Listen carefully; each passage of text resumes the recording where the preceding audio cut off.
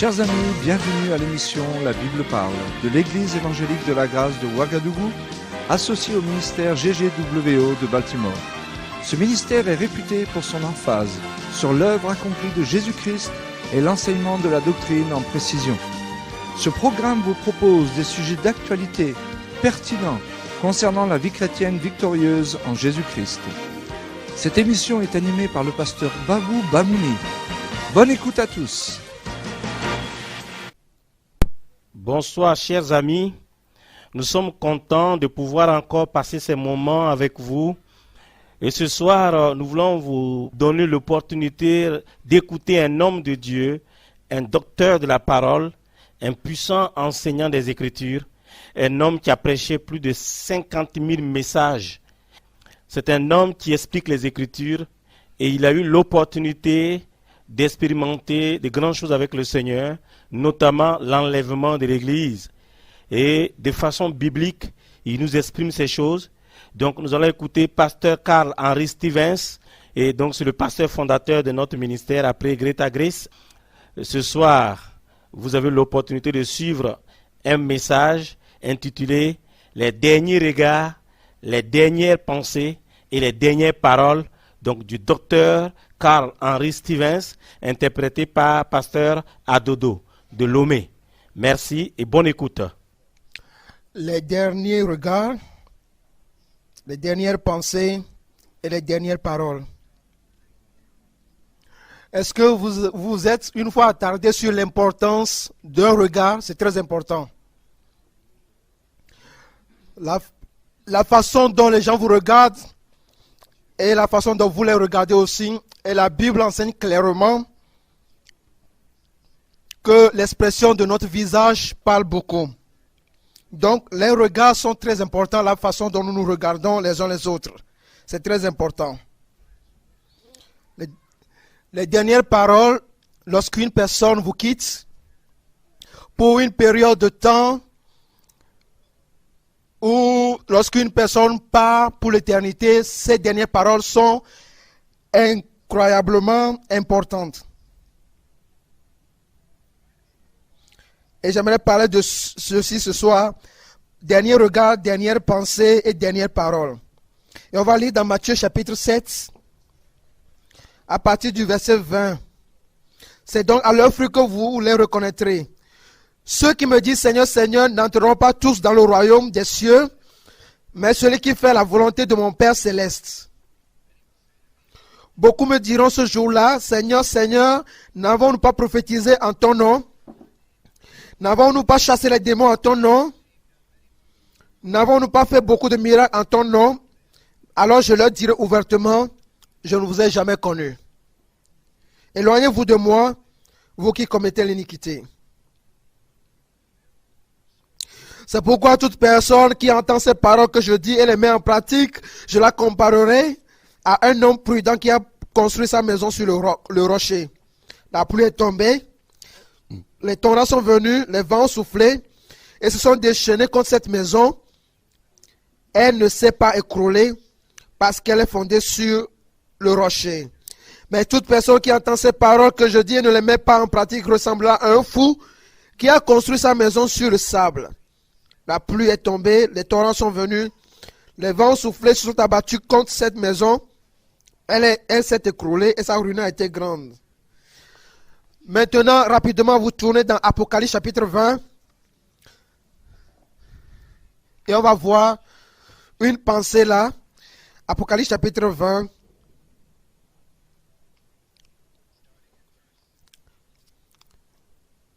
À partir du verset 10 au verset 15.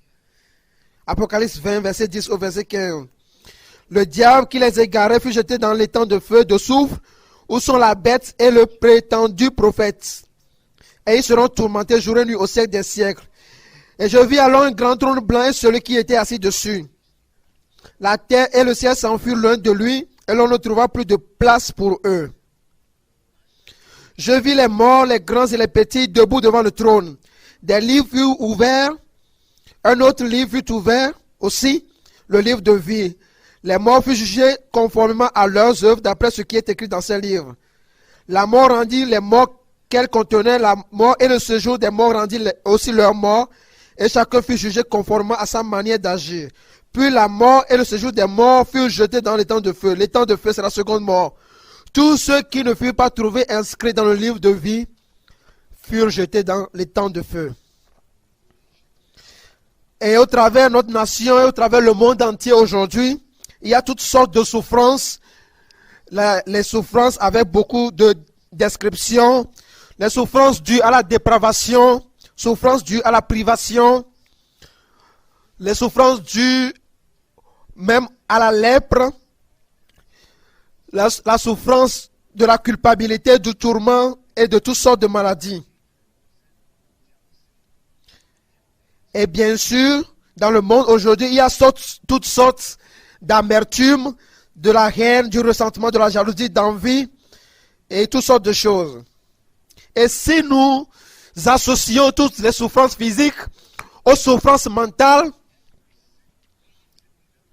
et toutes les souffrances que l'histoire de l'humanité a connues, si nous associons toutes ces deux sortes de souffrances, les souffrances physiques et les souffrances mentales, nous ne pouvons pas les comparer à la souffrance dont j'aimerais parler ce soir au travers de ce message. Et j'étais dans la voiture lorsque l'Esprit de Dieu a commencé par parler à mon cœur. Et ça, je l'appelle une vision du cœur. Et la vision du cœur est confirmée par la parole de Dieu.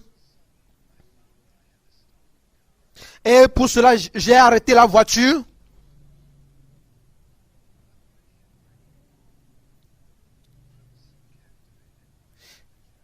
Et j'étais très captivé par ce qui se passe, captivé par le drame.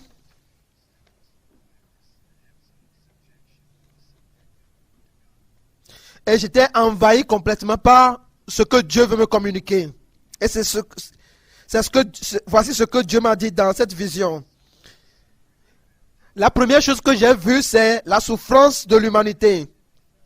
Je l'ai vue d'une façon, je ne l'ai jamais vue comme cela.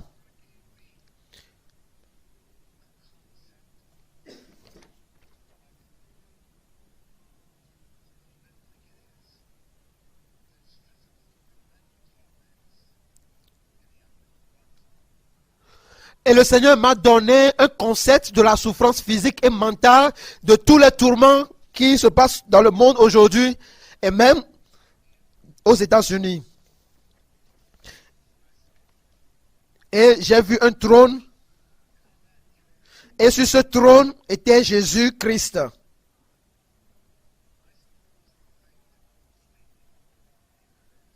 Et je commence par méditer à cette chose qui m'a complètement envahi. À propos de la description de Jésus-Christ dans Apocalypse 1:13, la Bible dit qu'il a une robe, il était vêtu d'une longue robe avec une ceinture d'or sur la poitrine et qui ressemblait à une armure. Et sa tête était blanche comme de la neige et ses yeux étaient perçants comme une lumière étincelante. Et ses pieds étaient embrasés comme dans du feu. Et cela brillait et reflétait une pureté et une magnifique gloire. Sa face, son visage brillait comme le soleil dans son éclat, avec toute sa perfection. Et il tenait dans sa main droite 7 étoiles. Et de sa bouche sortait une épée aiguë à double tranchant. Et cela parle de la parole de Dieu.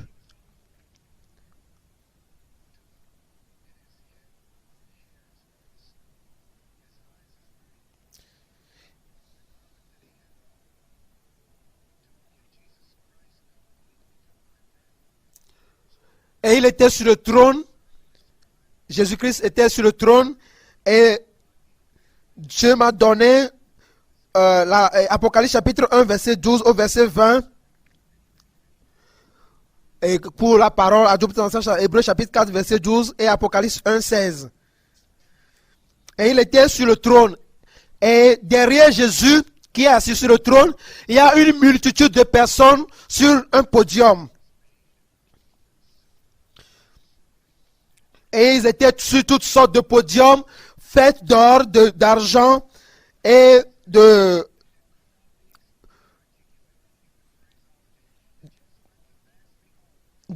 fer, voilà, du bronze, voilà. Et j'ai vu la nuée de témoins selon Hébreux chapitre 12, verset 1. Et j'ai vu l'esprit des hommes justes rendu parfait selon Hébreux chapitre 12, verset 23. Et j'ai vu aussi chaque croyant né de nouveau à la droite tous étaient à la droite du trône. Et il y avait aussi une multitude en face du trône. Et il y a une ligne de démarcation entre ces deux multitudes. Et Jésus-Christ regardait à ceux qui étaient sur les podiums. Et cet environnement était sous une tension. Il y avait un silence qui était un silence unique, très différent.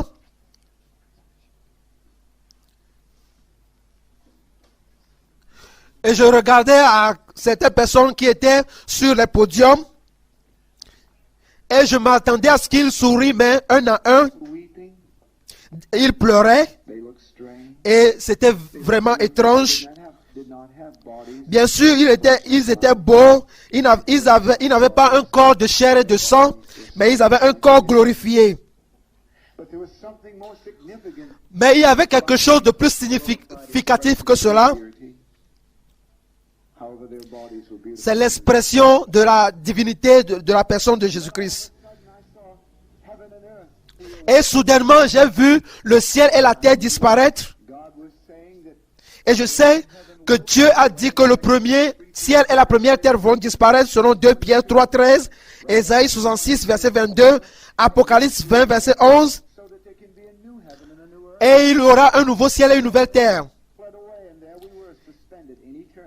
Et le ciel et la terre disparurent et nous étions dans l'éternité. Il n'y avait plus de temps, plus d'espace, mais l'éternité. Et j'ai vu cette image. Et j'étais sur la scène comme un témoin de tout cela. Parce que ce qui va se passer, le Seigneur me dit que voici la scène qui va se passer.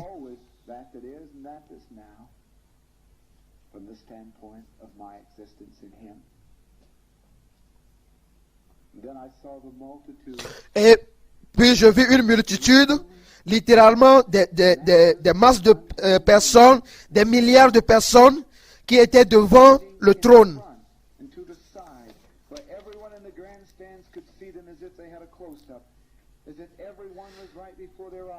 Et tous ceux qui étaient derrière le trône pouvaient voir cette multitude en face du trône de façon rapprochée parce qu'il n'y avait plus de problème de regard. Et la multitude en face du trône était là. Et on n'avait pas trouvé de place pour eux derrière le trône sur la plateforme. Et ça, c'est la multitude des personnes qui n'ont pas été lavées par le sang de Jésus-Christ et qui vont comparaître devant le jugement du grand trône blanc.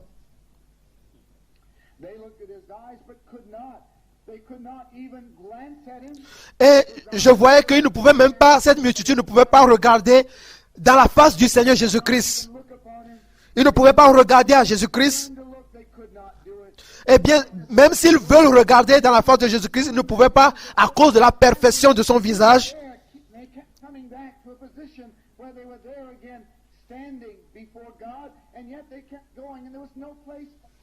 Et je les voyais debout devant Dieu et il n'y avait pas de place pour eux devant Dieu. Et le Seigneur Jésus-Christ ne regardait pas à ceux qui étaient derrière le trône, c'est-à-dire les rachetés, mais il regardait à cette multitude et un à un, il venait à lui. Et nous pouvons voir nous pouvons voir parfaitement chaque personne venue devant le trône du jugement, parce que le temps et l'espace n'existaient plus. Et nous n'étions pas limités avec notre chair humaine. Et un à un, Jésus-Christ a commencé par lire dans les différents livres qui sont devant lui, où les œuvres des gens ont été écrites soit en bien, soit en mal. Et plusieurs fois, j'ai vu des pasteurs qui étaient devant Dieu et qui disaient à Jésus-Christ, j'ai prophétisé en ton nom et j'avais fait beaucoup de miracles en ton nom.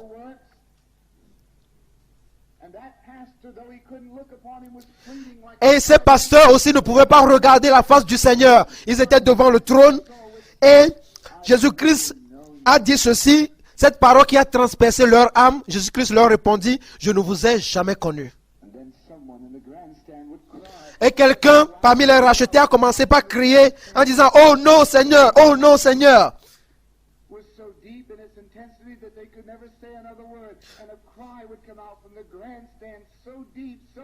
Et ce qui se passe est tellement profond et tellement intense, et j'étais envahi par cela.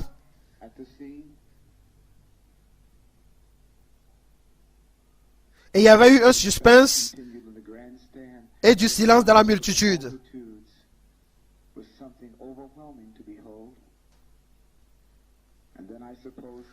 Et je suppose aussi que la pire chose que j'ai vue dans ma vision, c'est de voir des membres d'église aussi, dans cette multitude en face du trône, des gens qui n'ont pas pris Jésus-Christ au sérieux.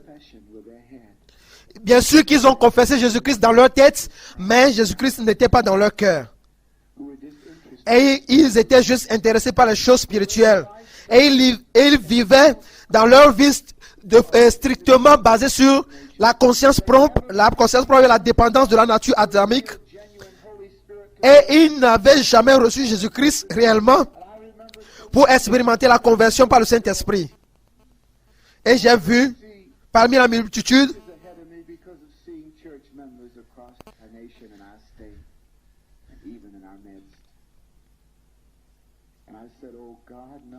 et je voyais ces foules de chrétiens dans la multitude, des gens qui allaient à l'église dans la multitude, et je disais, non Seigneur, non Seigneur. Non, non Seigneur, ça c'est des gens que je connais, ça c'est des gens que j'ai toujours aimés, c'est des gens de l'église. Et Dieu n'avait pas répondu. Et j'ai juste entendu des voix qui suppliaient. Et chaque fois Jésus-Christ répondait, je suis désolé. Je ne vous ai jamais connu. Et quand il disait cela, leur regard on ne pouvait pas parler, exprimer leur regard. L'expression de leur regard ne pouvait pas être exprimée par des paroles humaines. Et une chose terrible aussi que j'ai vue, c'est de voir des adolescents. Et il y a des adolescents aussi de notre église que j'ai vus. Des gens qui venaient à l'église avec leurs parents et qui sont impliqués aussi dans des ministères de l'église. Et j'ai vu quelques-uns d'entre eux dans une terreur et une horreur terrible.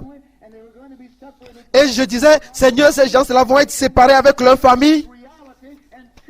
Et vont faire face à la réalité, à la vérité.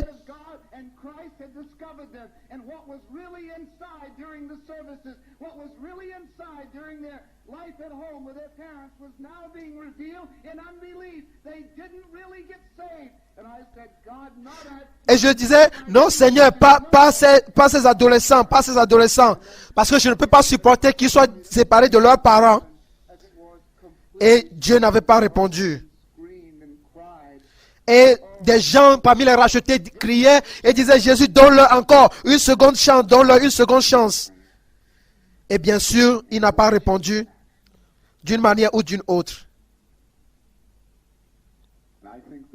Et je pense aussi que la chose la pire que j'ai vue dans cette vision, c'est quand Jésus-Christ disait à ces adolescents, je suis désolé, je ne vous ai jamais connu. Vous étiez envahi par vos convoitises dans vos automobiles. Vous étiez plein de péchés. Et vous savez que quiconque vit dans la convoitise n'héritera pas le royaume des cieux. Vous n'étiez jamais né de nouveau. Et vous n'avez jamais fait une expérience vraie avec la personne de Jésus-Christ. Votre pensée était ailleurs. Et j'ai plaidé pour vous plusieurs fois. Je vous ai aimé. J'ai envoyé des messagers vers vous. Ils vous ont communiqué la parole de Dieu clairement. Ils vous ont aimé. Ils vous ont donné la grâce, la miséricorde. Et encore et encore. Et chaque fois que j'envoyais une personne envers vous, c'est le jugement que je suis en train de vous montrer. Et il n'y a pas d'excuse parce qu'il n'y a pas de place qui soit trouvée pour vous. Et ces adolescents seront sans bedroom, sans chambre. Il n'y aura pas d'endroit où ils peuvent garer leur car. Ils ne seront plus avec leurs parents et ils ne seront plus avec les membres d'église. Et ça, c'est la réalité. Et ça, c'est la réalité dans laquelle vous vivez avant et qui sera traduite maintenant dans la réalité présente. Et ils essaient de se cacher dans les mensonges. Mais Ésaïe 28, verset 15 disait qu'il n'y avait aucun mensonge dans lequel quiconque peut se réfugier. Et j'ai vu des parents, et j'ai vu des adultes, et j'ai vu des gens de toutes sortes, des gens qui ont déshonoré le corps de Christ, qui ont déshonoré Jésus-Christ et qui ont déshonoré le Saint-Esprit. Et il n'y avait pas de place pour eux, il n'y avait pas d'excuse pour eux. Et il n'y avait pas d'échappatoire aussi. Et je savais que ceci était réel. Occasionnellement, quelqu'un dans la multitude regardait à ceux qui étaient derrière le trône, les sauvés. Et au moment où il jetait ce dernier regard, la personne qui était parmi les rachetés pouvait se lever et dire: je suis désolé parce que j'étais un mauvais témoignage, j'étais un pauvre témoignage pour toi. Et honnêtement, je suis désolé, je suis désolé. Et je suis complètement confus. Non, pardon. Et la personne qui n'est pas sauvée sera dans une confusion totale avec la haine, avec de la colère, avec de l'amertume. Et celui qui était sauvé, c'est comme il allait mourir 1000 fois.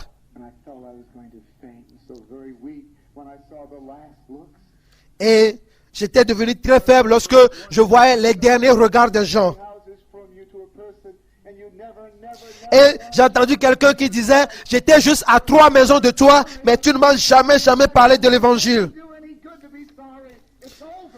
Et le racheté répondait: c'est vrai, mais je suis désolé, mais voilà, c'est fini, c'est dommage.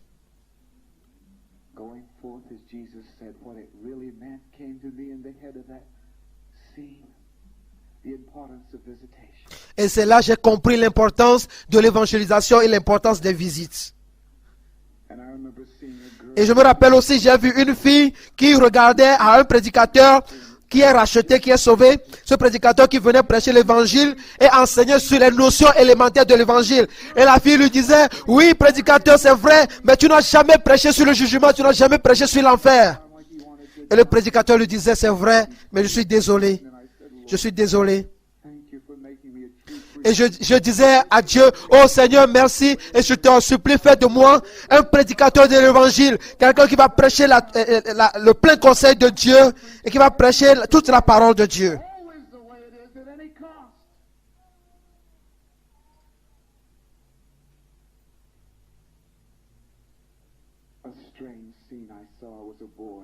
Et la scène la plus étrange que j'ai vue, c'est quand un garçon s'adressait à son papa qui est racheté, qui est sauvé. Son papa qui a été un très mauvais témoignage pour lui. Et and I saw the father in the grandstand, and the boy had grown up in the age of accountability, and he was going to go to hell. And I said, Et j'ai vu le père qui était parmi les rachetés, qui voyait son enfant entrer d'aller en enfer. your congregation. Et je disais, Dieu, pourquoi tu me révèles cela? Et il m'a dit, ça c'est quelque chose aussi qui se passe dans ta congrégation, dans ton église. You didn't get along. You didn't live the life. You didn't honor. Et le jeune homme disait à son papa, tu n'as pas aimé la vérité, tu n'as pas témoigné de l'évangile par ta vie était un mauvais témoignage, et moi je confondais à ta vie à la vie de Dieu, et c'est pour cela que je n'ai pas accepté Dieu. God that you stood for, and I made up my mind I would never go your way. Et je me suis dit que ta vie est un mauvais témoignage, et je vais vais jamais te suivre. To change places. But the hell for the Father who was in eternity was that Jesus wouldn't do that. He led his son into hell. Et cet homme a envoyé son enfant en enfer, par son mauvais comportement. Anyone stands such a thing, and the Lord said, "What is this?" He said, "Your life is being recorded. You're becoming what you are. This is reality." And Et, this must be le père a commencé par supplier le Seigneur pour cet enfant, mais Jésus-Christ n'a rien dit, et il disait au garçon, ta vie va devenir tu vas rentrer dans la réalité de ta vie.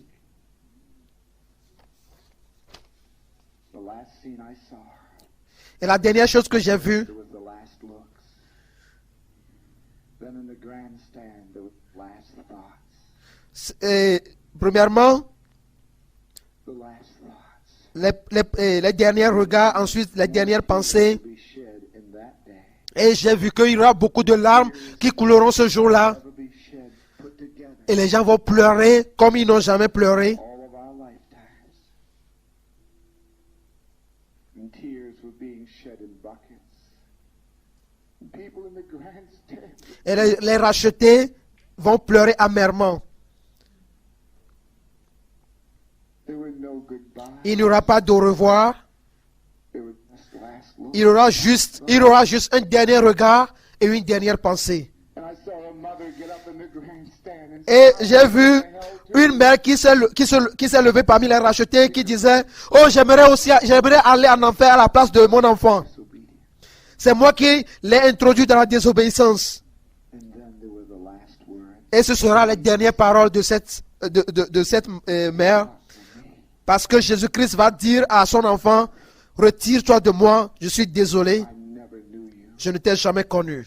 And those last words Et ces dernières paroles vont percer l'âme de tous ceux qui étaient rachetés, la masse de personnes qui étaient derrière le trône Savior now facing them as they et qui ne vont pas faire face au jugement du grand trône blanc, mais qui auront part no place found for them. au règne du Seigneur glorifié. Knew that they would be there with him forever, and the agony and the drama and the terrible Et j'ai vu l'agonie, le drame, la terreur du péché, la haine, le ressentiment et toutes sortes de sentiments horribles manifestés en même temps. Les parents séparés de leurs enfants et dans certains cas, certains maris séparés de leurs femmes. Et des gens qui étaient rachetés disaient, nous sommes désolés, nous sommes désolés. things went on, and I'll never forget. Et je ne pouvais pas oublier cela. Was cast in the crowd into hell, and Jesus turned his eyes. Et Jésus a tourné ses regards et il a regardé ceux qui étaient rachetés et il leur disait, I'm privately going to wipe the tears from your je vais essuyer toutes larmes de vos yeux. eyes. As in Revelation 20, Et vous voyez cette scène dans Apocalypse 20, verset 10 au verset 15, et Apocalypse 21, verset 4, la Bible dit que Jésus-Christ essuiera toutes larmes de nos yeux. wipes the buckets of tears from their eyes. Et il va essuyer toutes larmes des yeux des rachetés, et il va effacer aussi notre mémoire concernant toutes choses, So that you can inhabit the reality of the eternity. afin qu'on puisse garder juste le souvenir de la réalité de l'éternité. Except Jesus Christ, Et tous ces souvenirs seront effacés, sauf le souvenir de la personne de Jésus-Christ dans l'éternité présente. and as he wipes the tears away with beauty and compassion and sweetness and understanding, he said, just before he wiped the memory away, Et nous, bien sûr que nous allons pleurer des pleurs de compassion, mais avant que Jésus-Christ et essuie tout, n'efface tout souvenir, then we seem to understand. on va retenir cette dernière phrase. Je suis désolé, je suis désolé. Ça c'est la réalité, ça c'est la vérité, ça c'est ce qui doit se passer. Blessed him, and we sang a new song. Et j'ai vu que nous serons avec Jésus-Christ et dans un corps glorifié, on va chanter de nouveaux chants et on va juste louer les merveilles du sang de Jésus-Christ. Out of this God, and I remember we got up and sang Et toutes choses seront passées, je me rappellerai juste qu'on serait ensemble et on va chanter des louanges du Seigneur en accord avec les anges and the choruses and bands of angels and thousands of redeemed people sing et des millions de personnes rachetées music that vont chanter les louanges du Seigneur we heard on en harmonie avec les anges et ça va être une musique incroyable que l'expression humaine ne peut décrire. was in front of everyone.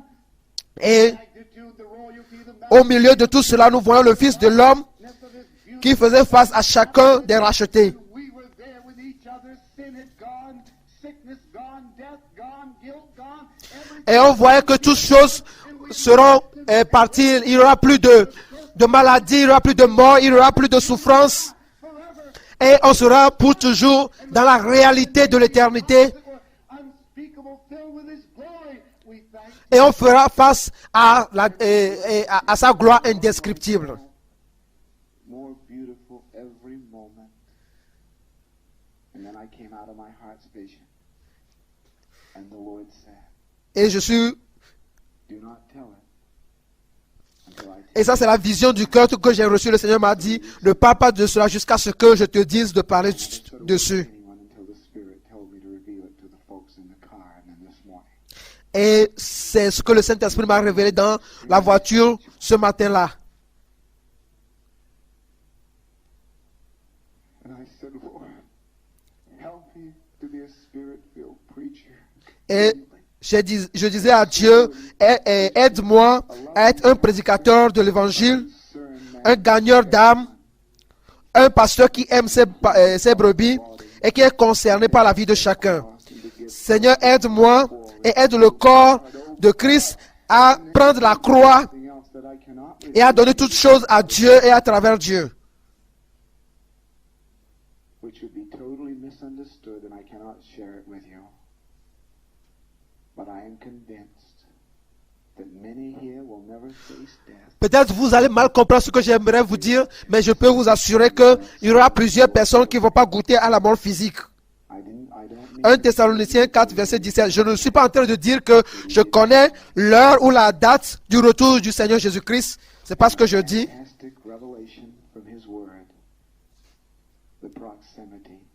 Mais basé sur la révélation de sa parole, je sais que la proximité, son retour est proche. What can I say except I love you? Et je disais, Seigneur, qu'est-ce que je peux dire en dehors du fait que je t'aime? Je suis indigne, But made accepted and worthy through mais tu m'as rendu acceptable et digne au travers le sang. Et je t'aime.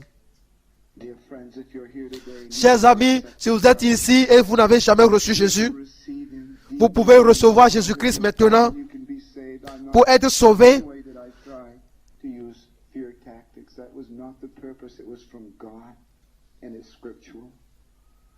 Et je ne sais pas pour vous intimider, pour vous faire peur que je dis cela, mais c'est en accord avec les Écritures. Now come just as you are, no matter what you've done, whoever you are. If you mean business, He'll accept you, and you'll accept Him. The blood will take care of Et it. peu importe ce que vous avez fait ou où vous êtes, si vous vous reconnaissez pécheur, vous acceptez Jésus-Christ, il va faire de vous une nouvelle création.